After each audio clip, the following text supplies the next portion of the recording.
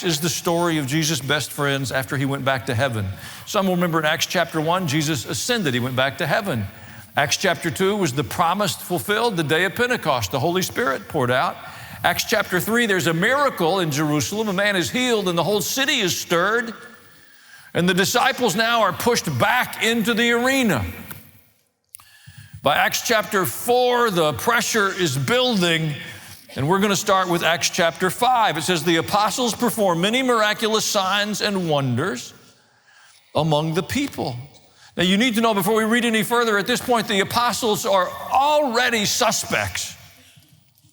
Their leader has been crucified, tortured to death in public as a criminal of Rome and hated by the religious aristocracy in Jerusalem.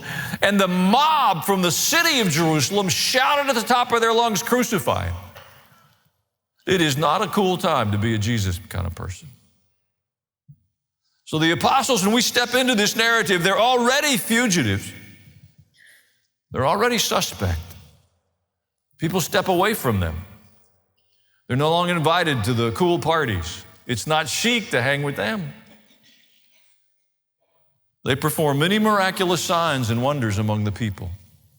And all the believers used to meet together in Solomon's colonnade. It's dangerous stuff to go into a public place. Solomon's colonnade is a part of the public temple. No one else dared join them, even though they were highly regarded by the people. Nevertheless, more and more men and women believed in the Lord and were added to their number. You know, the church should grow under the stress of resistance. I think there's a direct correlation to the enthusiasm the believers have to the expansion of the message.